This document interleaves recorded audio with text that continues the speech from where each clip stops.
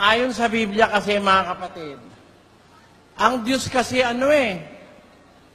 nagagalit eh. Natural naman yon dahil maraming taon dapat talagang agalitan eh. Marami naman talagang dapat na makagalitan eh. Miski nga yung naglilingkod sa Diyos eh. Kuminsan nakakagalit din yung ginagawa. Nakita nyo ba si Miriam at si Aaron? Mga sugo ng Diyos yan. Nakagalit ang Diyos eh. Nung sila'y mag-usap dahil sa kanilang chismis kay Moises, nag-asawa kasi si Moises ng isang babaeng negra, babaeng kusita. Nagdaldalan yung dalawang magkapatid. Galit sila kay Moises, nag-asawa ng negra. Nagchismis yung kapatid niyang matanda. Ano ba yan? Bakit? Sa kanya lang ba nakikipag-usap ang Diyos? Hindi ba sa atin nakikipag-usap din? Ba't siya ganyan? Nag-aasawa siya ng negra. Sabi nung magkapatid. Kaya alam nyo, maraming ikagagalit ang Diyos sa tao eh. Pero ang Diyos ayon sa Biblia, banayad sa pagkagalit. Sagana sa kahabagan, puspos ng kagandahang loob at kaawaan. Yan ang mga sinasabi ng kasulatan tungkol sa Panginoon. Pero ang Diyos, nagpapadamayan ng galit, banayad pa rin eh. Yung lindol, pagpapadama ng Diyos yun sa galit niya. Yung bagyong malalakas, yung pagputok ng bulkan, yung tagtuyot, yung kagutom, pagpapadamayan ng Diyos ng kanyang galit. Bakit tayo naniniwala, mga kapatid, na ngayon, hindi pa talaga nagagalit ang Diyos? Hindi pa. Alam nyo kung ngayon, ibubugso ng Diyos yung galit niya, kakilakilabot ang magulita mong mangyayari sa tao eh. Noong pong panahon ng early 1900, nagkaroon ng flu o influenza. Wala pang alam ang tao noon tungkol sa antibiotics. Milyon-milyon po ang nagkasakit. Nagkaroon ng cholera. Milyon-milyon din ang nagkasakit. Sabi nung matatanda, inililibing, sabi ng lola ko, inililibing daw yung ngayon yung may sakit. Kinabukasan yun na kapag nakipaglibing, mamamatay na rin. Nahahawa. Yan mga salot, bunga ng galit ng Diyos sa tao. Pero hindi pa talagang bugso. Dahil lipul tayong lahat. Pagka nagalit ang Diyos, malilipol ang lahat ng tao. Kaya, gaya rin karoon ng yung bubonic plague, yung nanggaling sa daga. Nako, ang dai-dai pong taong namatay. Na-impeksyon sa ng daga. Ngayon nga buti nga, awa ng Diyos, naaagapan ngayon eh. Noon, wala silang malay sa microbiology. Hindi nila matuklasan agad kung saan ang gagaling ang sakit. Eventually, natuklasan yan ng isang siyentipiko na meron palang maliliit na organismo na hindi nakikita ng mata na nagiging dahilan ng sakit. Hindi pa kasi nila alam nun yung bacteria, virus, at saka yung mga fungus. Hindi nila alam, wala silang microscope. Kaya kumakalat ang sakit, di nila mapigil. Yan. Yan ay pagpapadama ng Diyos sa kanyang galit na nararamdaman sa puso. Kailanmat may anak na sinisigawan ng kanyang magulang, nilalapastangan ng kanyang ama't ina, nakakaramdam ng sama ng loob ang Diyos. Pagka mayroong mag-asawang nagbubugbugan, naghihiwalay, nagpapatayan, nakakaramdam ang Diyos ng sama ng loob o ng galit. Pagka mayroong bansa na yung kapwa bansa inaapi, ginigera, nagagalit ang Diyos. Pagka mayroong lalaking nakikiapid sa asawa ng kanyang kapwa, samantalang wala yung asawa, niluloko niya yung kanyang kumpare, nararamdaman ng Diyos, nagagalit siya eh. Pero alam niyo kung bakit ang Diyos hindi pa nagagalit talaga ngayon? Babasa po ako ng talata. Maghanda kayo mga kapatid.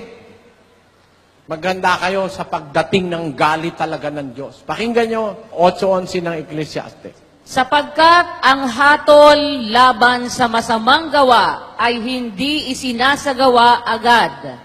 Kaya't ang puso ng mga anak ng mga tao ay lubos na nangalalagak sa paggawa ng kasamaan. Yung palang hatol, laban sa masamang gawa, hindi isinasagawa agad.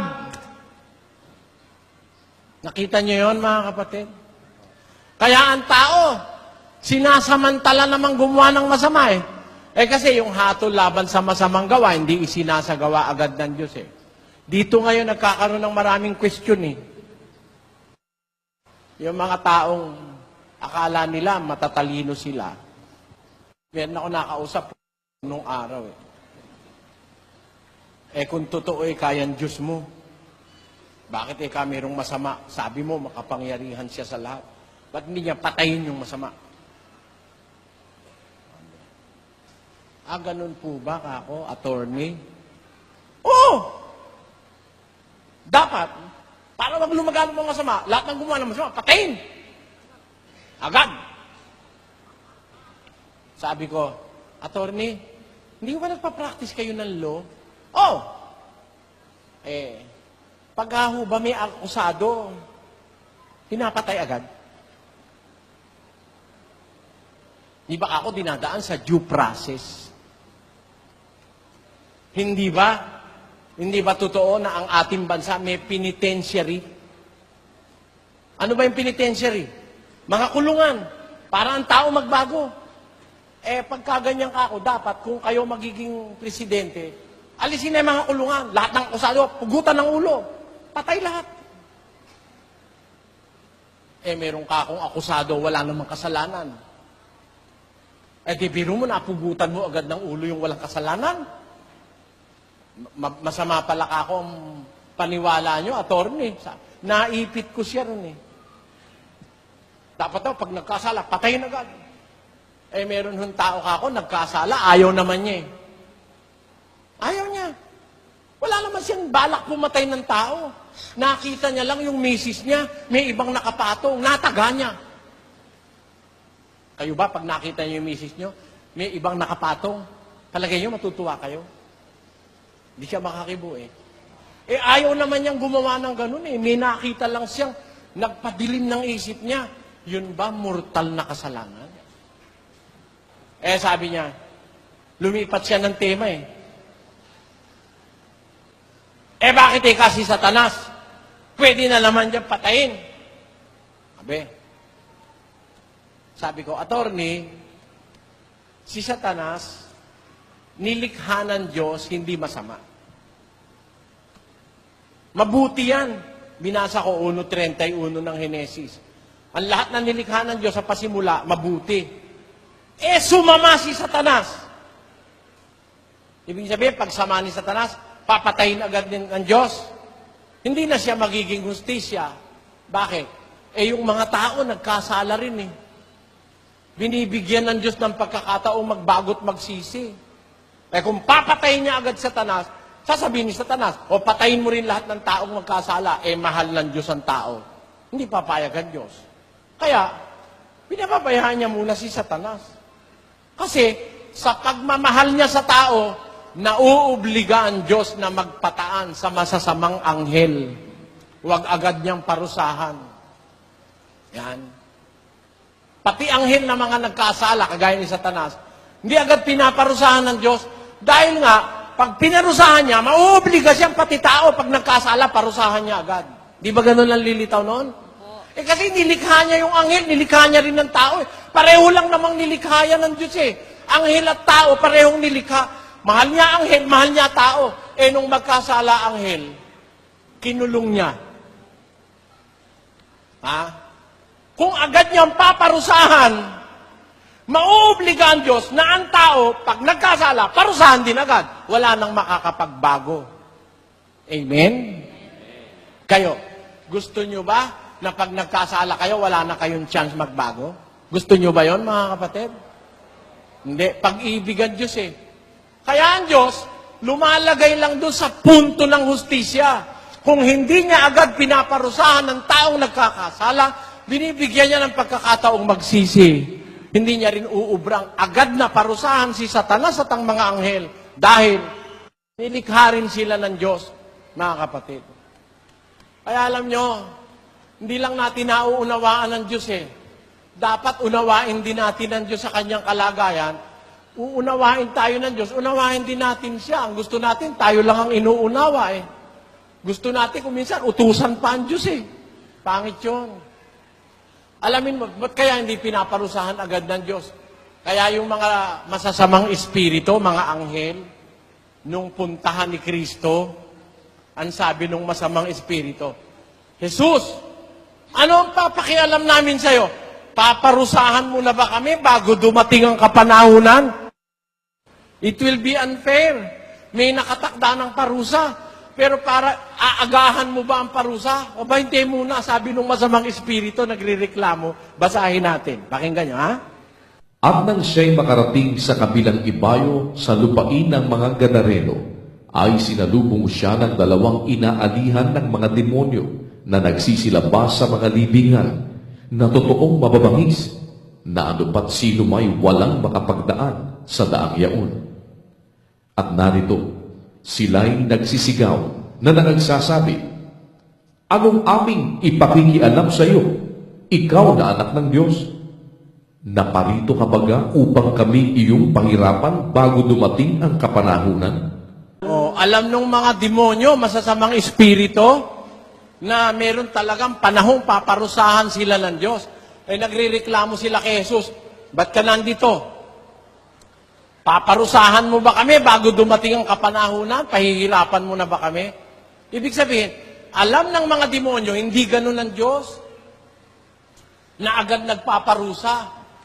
Yun ang kanilang bargaining, yun ang kanilang bargaining power sa Diyos na kung hindi pinaparusahan ng Diyos agad ang tao, hindi rin sila agad mapaparusahan. Pero definitely, parurusahan ng Diyos ang mga demonyo.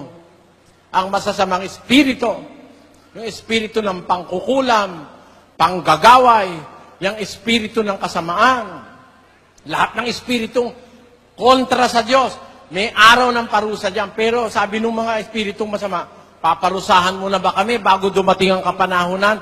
Ibig sabihin, hindi pa panahon. May darating na panahon, magpaparusa ang Diyos. Kaya hindi siya agad nagpaparusa, may bargaining power yung mga demonyo. Huwag muna silang parusahan dahil hindi pinaparusahan ng tao. Ang Diyos naman, naghihintay ng pagbabalik loob ng tao sa Diyos. Naiintindihan nyo, mga kapatid?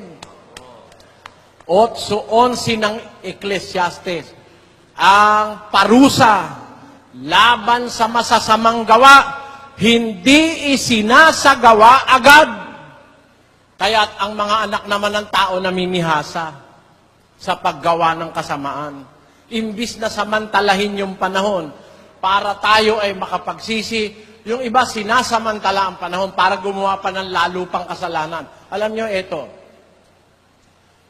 kung hindi pa nagpaparusa ang Diyos, at kung hindi pa siya nagbubuhos ng kanyang galit, alam nyo ang ibig sabihin yan, pagliligtas Basahin natin, no? Nang unang panahon, unang Pedro 3, na ng unang panahon ay mga suwail na ang pagpapahinuhod ng Diyos ay nanatili noong mga araw ni Noe, samantalang inihahanda ang daong. Alam nyo ba yon mga kapatid? Nung panahon ni Noe, alam nyo kung gaano kalaki yung daong ni Noe? Napakalaking daong, napakatibay. ang gumawa isang pamilya. Pero bago gawin ni Noe yung daong, ang sabi ng Diyos kay Noe, Noe, ang wakas ng lahat ng tao ay dumating na sa harap ko. Maghanda ka ng isang daong. Ako'y magpapasapit ng baha sa buong lupa at mamamatay ang lahat ng may hinga ng buhay. Yan ang sabi ng Diyos kay Noe. Ngayon, nag-umpisa na si Noe na maghanda ng daong, mga kapatid. Alam nyo nangyari, nung inihanda ni Noe yung daong, ang sabi ni San Pedro, nagpapahinuhod ang Diyos. Alam nyo ba yung kahulugan ng salitang nagpapahinuhod, mga kapatid? Long suffering. Ibig sabihin, nagtitiis siya. Gusto niyang patayin ng tao dahil sa matinding kasamaan. Lahat ng tao. Puwera lang yung mga pamilya ni Noe. Pero, 100 taon siya naghintay.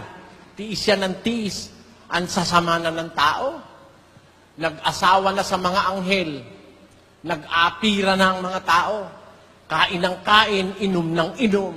Nag-aasawa, pinag-aasawa. Ha? Puro na lang panlaman, wala nang espiritualismo. Nagalit ang Diyos. Nagpasapit ng baha. Patay lahat. Pero bago dumating yung baha, hinintay ng Diyos matapos yung daong. 100 taong ginagawa ni Noe. Nangangaral si Noe, magsisi na kayo pag natapos tong daong. Babaha na, mamamatay lahat ng tao. Sabi ng mga tao, sino maniwala sa'yo? Gagawa ka ng daong sa gitna ng gubat. Kung ikaw nga naman, ang isip mo'y wala sa katwiran, ba't nga naman gagawa ng daong sa gitna ng gubat? Ang daong ginagawa sa dagat, diba? Kasi mahirap ilipat yung daong sa gubat, papunta sa dagat. Paano mo ililipat yun? Hindi naman ililipat ni Noe. Dahil, babaha aapaw ang lahat ng tubig sa pinakamataas na bundok. Ayaw sila ngayong maniwala. Ha? Napagkamalan pa si Noeng luko-luko eh. Biro mo, gumagawa ng daong sa gitna ng gubat. Ikaw ba naman si Noe, hahakutin mo pa ba naman yung kahoy kay lalaki, dadalhin mo pa sa pantalan o dun sa seashore? Total, aabutin din ng baha yung gubat doon ka na gumawa, mas matipid pa sa trabaho. Tama ba, mga kapatid? Tama. Yan. Ngayon, samantalang ginagawa ni Noe yung daong, galit na ang Diyos dun eh. Pero nag-iano siya, nagtitimpi ang Diyos. Nagtitimpi. Dahil, pagka ibinukso niya yung galit niya, babahan eh. Ayan. Kaya ang tawag doon, long suffering. Pagpapahinuhod. Ano ba ang kahulugan ng pagpapahinuhod ng Diyos? Kagaya ngayon. Maraming dapat ikagalit ang Diyos ngayon. Mga kriminal, mga drug addicts, kahit na ang tao'y masira at maloko, basta malakas ang kita ng mga drug pusher at drug manufacturer, okay lang. Kahit magkasakit ka, kahit ikaw maloko na, kahit magkamatay na tayo, wala silang pakialam, basta yumaman lang sila. Galit kaya ang Diyos o hindi? Galit. Pero alam nyo, ba't hindi po ang Diyos binubugso ang galit? Ito kahulugan nun. Sa 2 Pedro 3, versikulo 15, ganito ang nakasulat, mga kapatid. At inyong ariin na ang pagpapahinuhod ng ating Panginoon ay pagliligtas. Ayon. Ariin natin na habang nagpapahinuhod ang Diyos, nagtitimpi, nagliligtas siya. Di ba ngayon? Pwede na ang Diyos magpasapit ng sumpa sa mundo eh. Napakasama na ng ating mundo. Pero, ang pagpapahinuhod ng Diyos ay pagliligtas. Hanggang hindi pa siya nagpaparusa, nagliligtas pa ang Diyos. At nasasaksihan natin yan ngayon, mga kapatid. Di ba totoo? Hindi naman nagpaparusa pa ang Diyos eh. Hindi pa siya nagbubugso ng galit. Kasi pag nagbugso siya ng galit, naku po, napakalagim ng mangyayari sa mundong ito. Isang bugso ng galit ng Diyos. Nung pumutok yung Mount Vesuvius, naku po, daan-daan libo na matay lumindol lang ng intensity 10. Tignan ko kung may makatagal. Intensity 6 pa lang at 6.7. Daan-daan libo na mamatay. Palagay nyo kung lumindol kaya intensity 10, may matira kaya sa mundo? Kaya lang, nagpapahinuhod ang Diyos. Nagtitiis pa siya. Gusto niya pang may magbalik loob at maligtas. Pag nakita ng Diyos, wala na. Todas na. Ayan. Kaya ang sabi ng Biblia, sapagkat ang hatol laban sa masamang gaway hindi isinasagawa agad. Bakit? Nagpapahinuhod ang Diyos. Gusto niya pang may taong maligtas, yung mga bisita. Ayaw niyo pa ba? Tanungin ko nga kayo, mga bisita. Ayaw niyo bang maligtas? Meron ba kayong maisusuot na armor pagdating ng malakas na lindol na hindi kayo mapapasama? Nakakalagi maisip yung hinaharap There shall be earthquakes. Magkakalindol ng malalakas sa iba't ibang dako. Magkakaroon ng pestilences o mga salot. Magkakagutom. Maggegera. Katakot-takot na kapighatian niyang hinaharap ng mundo. Walang mabuting darating kundi si Kristo para wakasan ng kasamaan ng tao.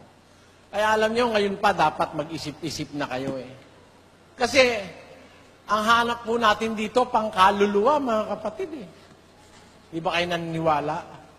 Kaluluwa ang pinag-uusapan dito. Walang katapusan yung espiritu. Mananagot sa Diyos yun. Mamatay man yung katawan mo, may espiritu kang haharap para managot sa Diyos sa araw ng paghukom.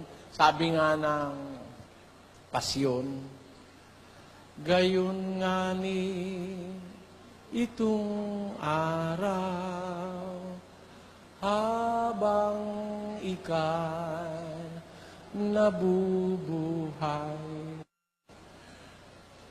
Kusang binabahalaan,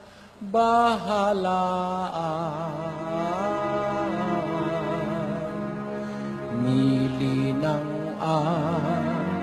anumang bagay, magaling o masama man. Tunay na di magwiwika ang Diyos poong dakila.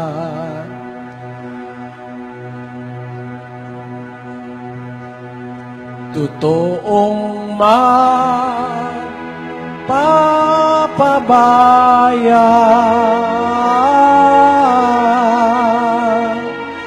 matuwid ka magmalisya, ay araw mo palibhasa. Subalit kapag nalagot, hiningang ang marupok ng katawan mong mairon.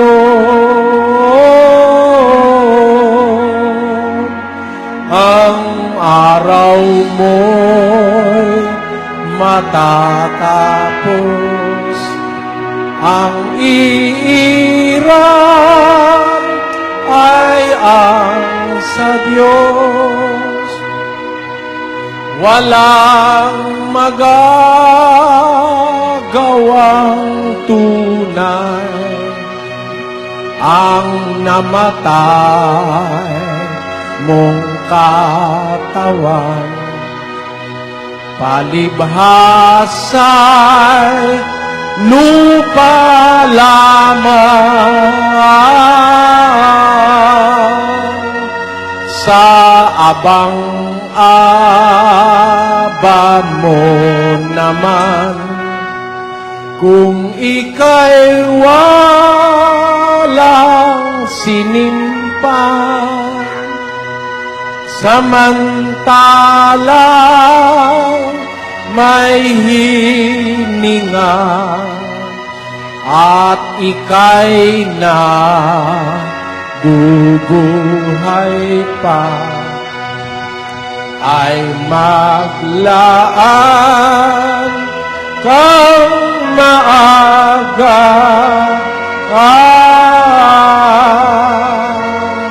sukat mong ikaginhawa ng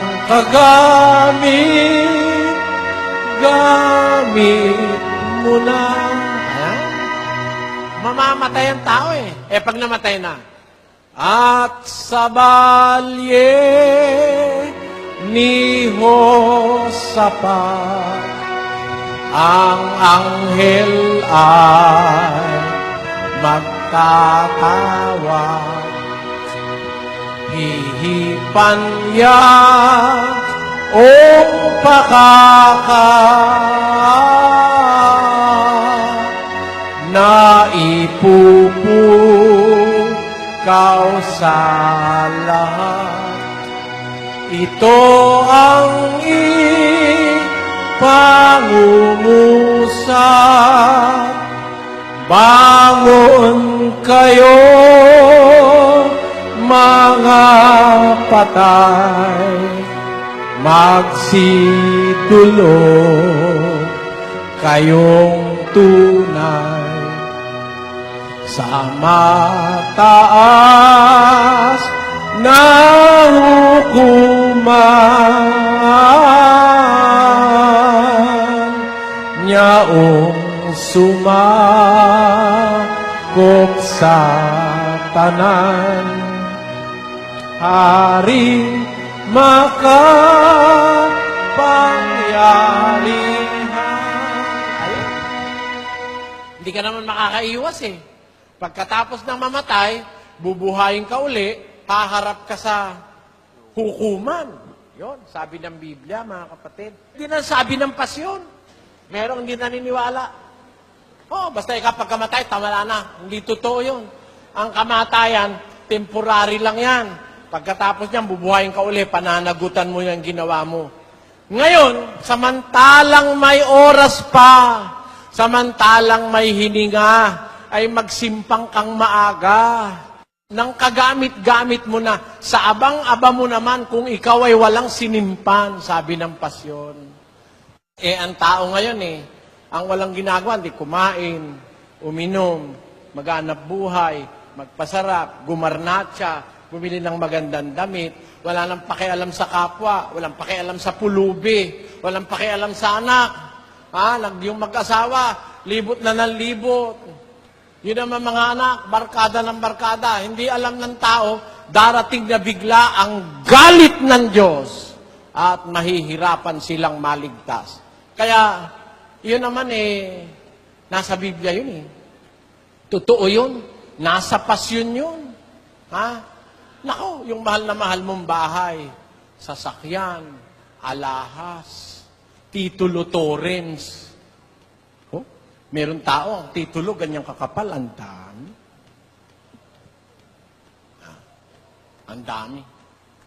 Brad Eli, hindi ko nga ikaalam kung ilan yung lupa ko Sa dami. Meron talagang ganon. Ang kapal ng titulo. Pati mga certificate sa bangko, ang dami, bank book. Lahat ng bangko magbukas, meron siyang deposito. Pag dumating na ang araw, sabi ng pasyon, parang matutunaw Sabi sa Pedro, ikalawang Pedro 3:10, darating yon. Darating. Bago dumating yon, hindi pa nagpaparusa ang Diyos, may chance tayo, nagpapahinuhod pa ang Diyos ngayon. Ang parusa laban sa masamang gawa, hindi isinasagawa agad ng Diyos para bigyan ng tao ng pagkakataong magsisi. Pero kung ayaw natin, wala namang magagawa ang Diyos eh. Ang darating tiyak, pakinggan nyo, sa Sefanias 1:18, basa. Kahit ang kanilang pilak o ang kanilang gintuman Ay hindi makapagliligtas sa kanila sa kaarawan ng kapuotan ng Panginoon. Kundi ang buong lupain ay masusupok sa pamamagitan ng apoy ng kanyang paninibugho, sapagkat wawakasan niya, oo, isang kakilakilabot na wakas nilang lahat na nagsisitahan sa lupain. Nakita nyo? Kahit ang kanilang pilak, kahit ang kanilang gintuman, hindi makakapagligtas sa kanila sa kaarawan ng kapuotan ng Panginoon, kundi ang buong lupain masusupok sa pamamagitan ng apoy ng kanyang paninibugho, sapagkat wawakasan niya isang kakilakilabot na wakas nilang lahat na nagsisitahan sa lupain. Yun ang hindi maiiwasan eh. Magbilang ka, kapatid. Marunong ka magbilang ng taon, bilangin mo mula ngayon. Hindi masyadong matagal na yon. Babalik si Kristo. Kukunin yung mga gustong maging dapat na naglingkod, maiiwan yung masasama. Yung masasamang maiiwan, dadanas ng katakot-takot na kapighatian sa loob ng 1,000 taon. Sa araw na yon, sabi ng Diyos, hahangarin ng tao ang kamatayan, hindi na darating sa kanila. Biro mo sa hirap, gusto mo mamatay, ayaw kang mamatay, pakinggan nyo. Basa. At sa mga araw na yaon ay hahanapin ng mga tao ang kamatayan, at sa anumang paraay hindi nila masusumpungan, at mga gnanasang mamatay, at ang kamatayan ay tatakas sa kanila. Biro mo ang hahanapin ng tao dun sa mga araw na yung kamatayan na, pero hindi nila masusumpungan ng kamatayan. Matitikman ng mga tao ang bigat ng parusa at pagkagalit ng Diyos. Kaya ngayon, hindi pa nagagalit ang Diyos ngayon, patikim lang yan. Pag lumindol, patikim yan. Pag may peste, patikim yan. Pag merong mga mabibigat na suliranin ng tao, patikim yan. Pero pagdating nun talagang galit ng Diyos, ay nako, mananaghoy ang lahat ng angkan sa lupa, sabi ng Biblia. Magsisitaghoy at magsisitangis. Pakinggan nyo, 24:29 ni Mateo. Basa. Datapwat karakarakang pagkatapos ng kapighatian sa mga araw na yaon, ay magdidilim ang araw, at ang buwan ay hindi magbibigay ng kanyang liwanag, at mga lalaglag ang mga bituin mula sa langit, at magsisipangatal ang mga kapangyarihan sa mga langit. At kung magkagayoy, lilitaw ang tanda ng anak ng tao sa langit. At kung magkagayoy, magsisitaghoy ang lahat ng mga angkan sa lupa. At makikita nila ang anak ng tao na napaparitong sumasa mga alapaap ng langit, na may kapangyarihan at dakilang kaluwalhatian. Alam nyo, magsisitaghoy ang lahat ng mga angkan sa lupa. Ngayon ba, mga kapatid, nananaghoy na mga tao? Hindi pa po. Nagsasaya pa nga ang tao ngayon eh. Ang sasaya. Puro saya ngayon ang tao. Mga bingo, mga outing, nako, masasaya ang tao ngayon. Pagdating nun, lahat ng angkan sa lupa, tataghoy. Ngayon, pwede namang hindi kayo maniwala eh. Di ba mga kapatid? Ano? After all, who cares? Sino ba nagmamalasakit? Na ang tao'y balitaan ang hinaharap na ganyan. Ang pare, nakalimutan na yan eh. Hindi na sinasabi sa Katolikong may parusa eh. Nalibang ng masyado, pare. At nililibang din nila kanilang mga miyembro. Kasi nga naman, pagka pinaalala mong may parusa, baka bumuti. Tayo, hindi tayo nakakalimot. Pinaalala ko sa inyo, dadating yan mga kapatid. Darating ang araw na hindi mo maiiwasan. Sa dakong silanganan ay lilitaw. Makikita ng mata hanggang doon sa kanluran. Si Jesus, liwanag di matitigan. Dadating yan. Darating ang Panginoon. Darating at siya ay maghuhukom. Darating ang Panginoon. Si Kristo Jesus ang siyang hahatol. Darating. Darating yan. Hindi pananakot yan. Nasa Biblia yan, sa Bibliang Katoliko, sa Biblia ng Mormons, sa Biblia ng Protestante, sa Biblia ng mga saksi ni Jehovah, darating yan. Darating. Hindi yata tayo naghahanda Ngayon na, mga kapatid, mga kababayan, ngayon na, wala nang maraming masyadong panahon sa pagdating ng galit ng Diyos dito sa lupa. Ngayon, hindi pa masyadong galit ang Diyos Nagpapatikim-tikim lang siya. Pero pagdating na noon, pakinggan nyo, sa isang talata, ganito ang ating mababasa. Isayas 13:11. At aking parurusahan ang sanglibutan dahil sa kanilang kasamaan. At ang mga masama dahil sa kanilang kabalakyutan. At aking patitigilin ang kahambugan ng palalo. At aking ibababa ang kapalaluan ng kakilakilabot. Ayan, ang sabi sa English, I will punish the world for their evil, and the wicked for their iniquity. And I will cause the arrogance of the proud to cease, and I will lay low the haughtiness of the terrible. Sa Kastila, y visitare la maldad sobre el mundo, y sobre los impios su iniquidad, y haré que cese la arrogancia de los soberbios, y abatire la altivez de los fuertes.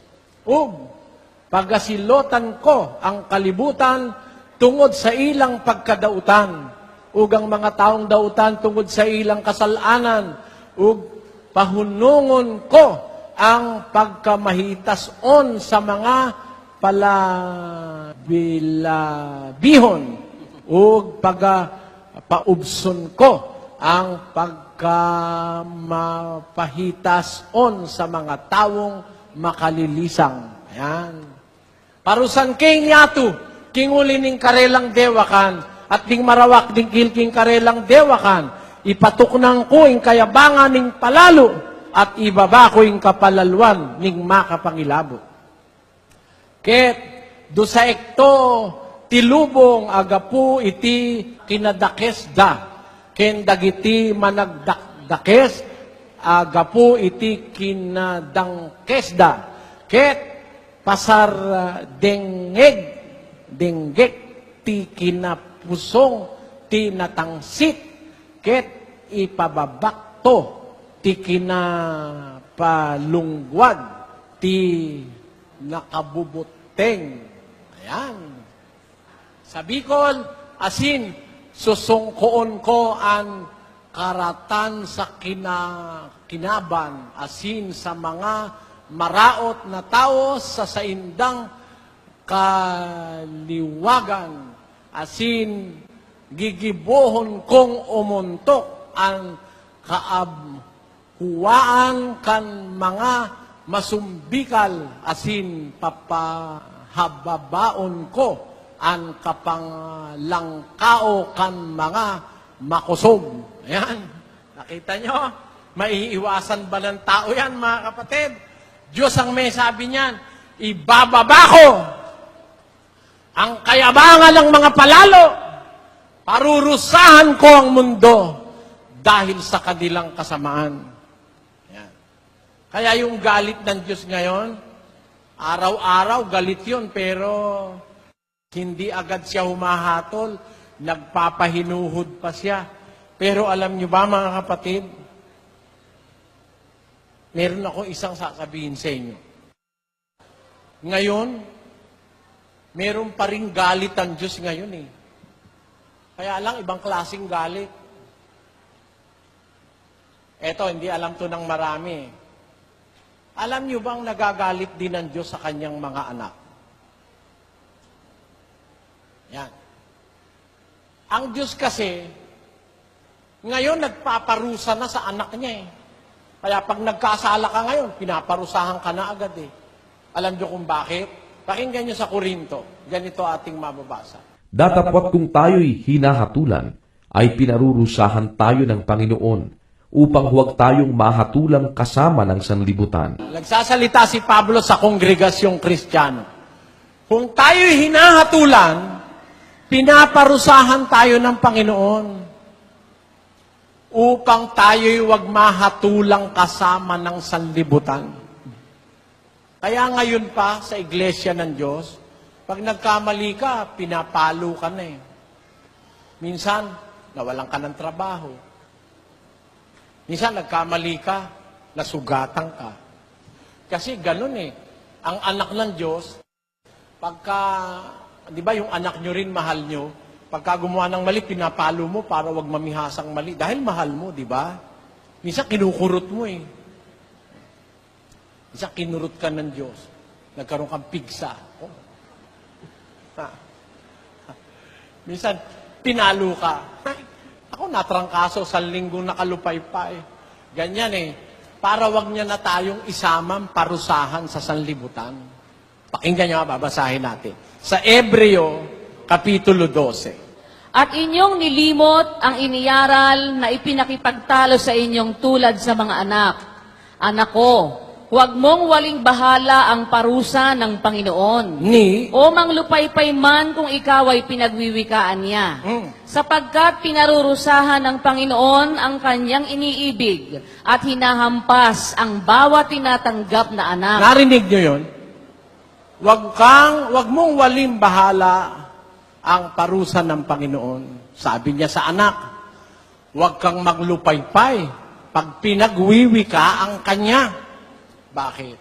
Sapagkat pinaparusahan ng Diyos ang kanyang iniibig. Hinahampas ang kanyang kinikilalang anak. O kayo, may anak kayo. Sino sa inyo hindi namamalo ng anak? Sabi no iba, pagka ikaw ang anak ko, hindi ko pinapalo, lalaking sutil yan. Paminsan-minsan, dapat pag sobra na. Pero kung hindi naman talaga na, ay, kagaya na ako, meron akong mga batang alaga hindi naman ako namamalo talaga eh. Pero pag sobra, kasi kung mahal mo ang bata, gusto mong matuwid, dapat pagkamali ang ginagawa itutuwid mo, di ba mga kapatid? Ganun ang tao eh. Kung mahal tayo ng Diyos, pagkakamali mo, pinapalo tayo. Para tayo, huwag nang mahatulang kasama ng sanlibutan. Sa katwirang pinarurusahan ng Diyos ang kanyang iniibig, hinahampas niya ang kinikilala niyang anak. Amen? Para lang tatay mo. Pag ikaw ay anak, mahal ka, nagsugal ka, naglasing ka, mahal ka, pinalo ka, huwag ka na ulit! Bakit? Ayaw mong maging lasenggo o sugaro lang anak mo. Tama? Ngayon. Yung hindi mo anak. Halimbawa man anak mo lang sa labas. Nakita mo nagsusugal. Andun yung misis mo. Makakakibo ka ba? Ba't mo pinagkagalitan yan? Ano pakialam mo dyan? Hindi mo naman masabi, anak ko yan sa labas, ano? Hindi mo masabi yun. Kaya ang hindi pinapagalitan, anak sa labas, basa. Datapwat kung kayo'y hindi pinarurusahan, napawang naranasan ng lahat. Kung gayo'y mga anak sa ligaw kayo at hindi tunay na anak. Tanyo, pag hindi ka pala hinahampas ng Diyos, anak sa ligaw ka. Hindi ka tunay na anak. Tinan mo yung mga taong hindi nagpapasakop sa Diyos. Bagaman sila ay gusto ng Diyos maging anak, ayaw naman nila. Eh di anak sila sa ligaw. Kaya kahit ano ang gawin nila, okay lang sa Diyos eh. Hindi sila pinaparusahan eh. Hindi sila itinutuwid. Bakit? Dadating ang araw, ang parusa sa kanila'y mabigat, mga kapatid. Mas mabuti na ngayon ang paminsan-minsay pinapalo tayo ng Diyos kaysa tayo'y makasamang parusahan ng sanlibutan. Kaya alam nyo, nagagalit din ang Diyos ngayon eh. Kaya lang, galit sa anak, hampas, parusa sa anak, pag ang anak ay nagkakamali. Kaya tayo, hindi tayo nakakalimot, mga kapatid, humingi ng tawad eh. Para huwag tayong hampasin ng Diyos eh. Panginoon, patawarin mo po kami. Hindi po namin ibig na ikaw ay lapastanganin. Hindi po namin sinasadya. Magpaumanhin ka po.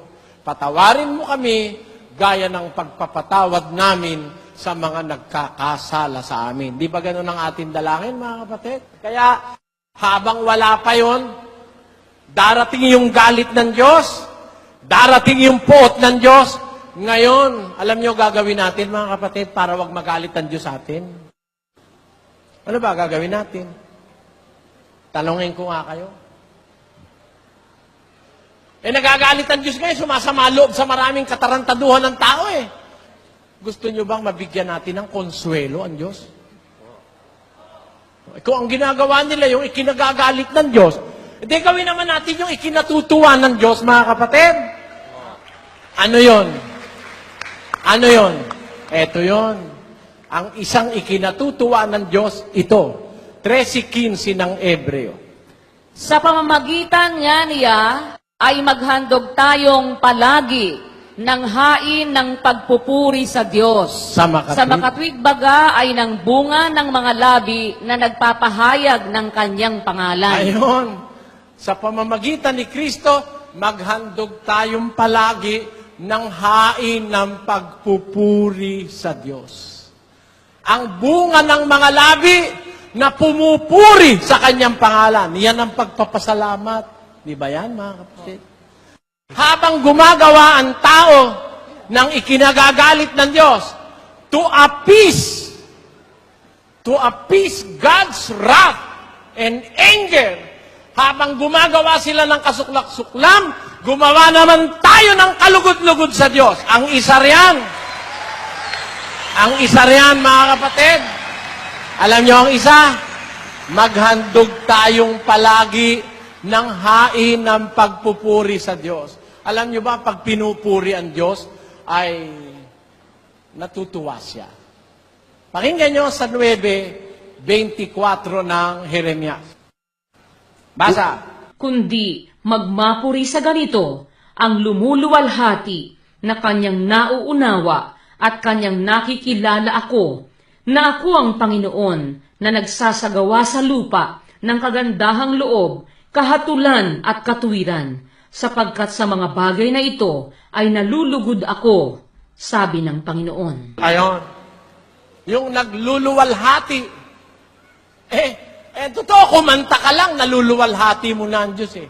Manalangin ka, naluluwalhati ang Diyos. Nalulugod ang Diyos pag ang nananalangin, matuwid eh. At lumuluwalhati. Pakinggan nyo sa 15. Ang hain ng masama ay kasuklam-suklam sa Panginoon. Ngunit ang dalangin ng matuwid ay kanyang kaluguran. Tignan nyo, kaluguran ng Diyos yung nananalangin yung matuwid. Kaluguran ng Diyos yung umaawit ng papuri yung matuwid. Ang katunayan, 92:1. Basa. Isang mabuting bagay ang magpasalamat sa Panginoon at umawit ng mga pagpuri sa iyong pangalan o kataas-taasan. Jesus ko, kagalingan.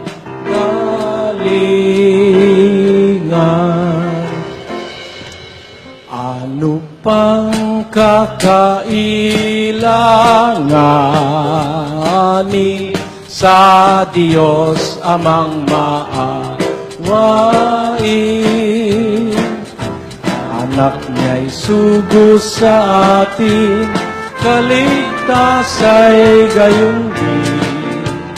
Jesus ka, ibigang magaling. Jesus, tapat kong kaibigan, lunas ng aming kasalanan.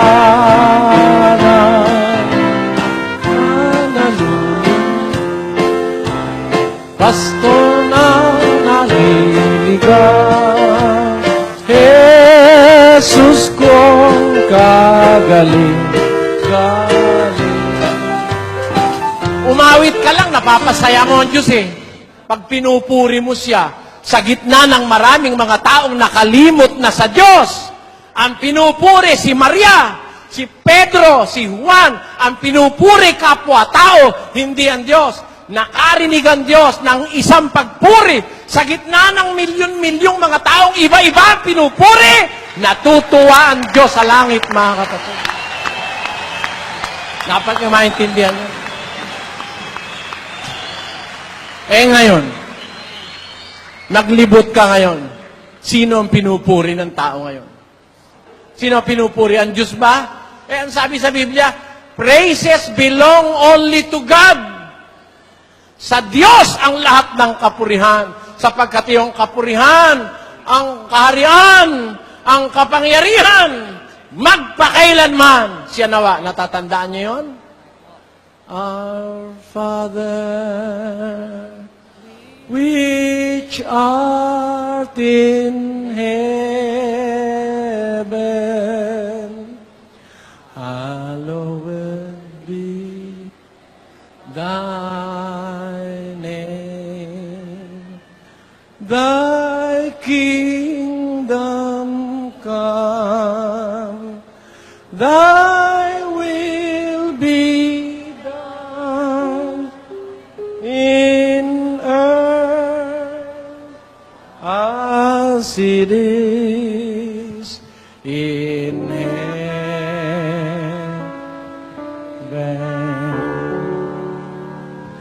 Give us this day our daily bread, and forgive us our debts, as we forgive our debtors, and lead us not into temptation, but deliver us from evil. For thine is the kingdom, and the power, and the glory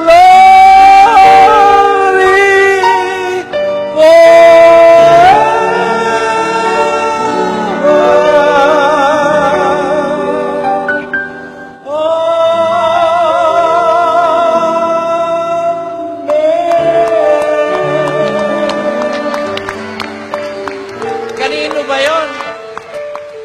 Kanino ba yung glory? Kanino ba yung praises?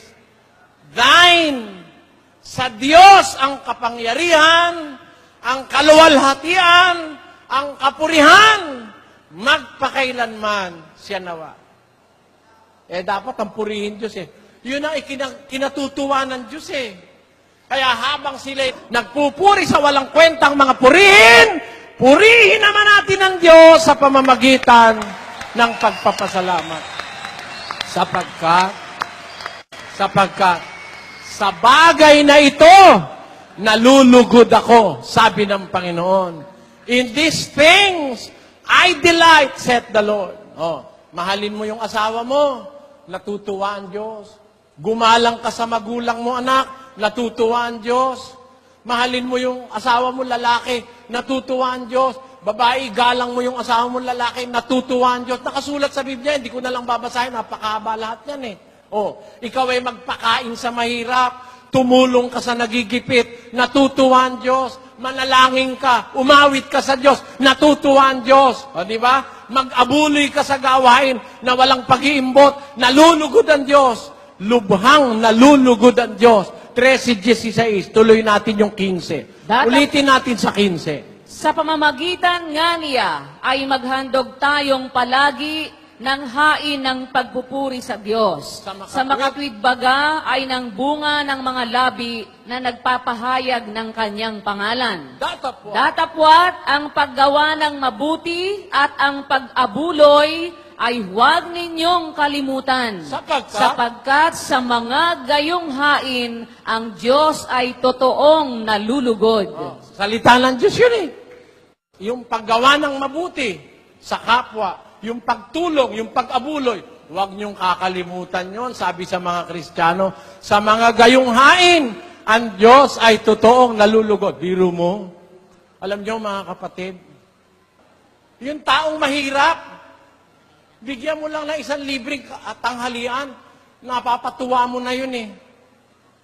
Eh yung mayayaman, bigyan mo ng isang berlina, isang kotse, hindi matutuwa yung masyado, mayaman na yun eh. Marais yan nun. Eh yung Diyos, mahal ba na palugurin ng Diyos? Hindi ganun kamahal. Hindi ganun. Matuwid ka sa gabi, bago ka mahiga, bago ka matulog, lumuhod ka sa isang sulok, magpasalamat ka sa Diyos, sa Kanyang kabutihan. Panginoon, salamat po, iniligtas mo kaming pamilya sa maghapon. Salamat po sa mga biyayang natanggap namin. Salamat sa iyong pag-iingat. Sana ingatan mo kaming patuloy sa magdamag. Alalahanin mo ang aking asawa at mga anak. Sana po, iligtas mo sila sa mabibigat na karamdaman. Sana'y makapagpatuloy kami ng aming pagsunod sa kalooban mo hanggang sa katapusan. Maraming salamat po sa iyo, Ama. Amin. Sa pangalan ng aming Panginoong Hesus. Amin. Kapiraso lang yon mga kapatid. Sabi ng Biblia, ang hain ng masama, kasuklam-suklam sa Panginoon. Ngunit, ang dalangin ng matuwid ay kanyang kaluguran. Sa bawat pagtalima mo, anak, sa iyong ama't ina, sa bawat pagmamahal na iukol mo sa iyong ama't ina at paggalang, natutuwa na ang Diyos. Hindi mahal ang kaluguran ng Diyos. It is within our resources and within our reach, lalo na kung tayo nagpupuri sa pamamagitan ng pagpapasalamat. Kaya huwag niyong kakalimutan, mga kapatid, ang paggawa ng mabuti ay pagpapalugod sa Diyos. Ang pagtulong sa nangangailangan ay pagpapalugod sa Diyos. Lahat ng ating gagawing ayon sa batas ng Biblia na pinag-aralan natin ay pagpapalugod sa Diyos. Ayan. Sa dahilang yan, sa gawain yan, nakakaramdaman ng galit ang Diyos araw-araw sa mga taong masasama na pasasaya naman natin ang kanyang kalooban sa ating pagsunod sa kanyang mga kautusan.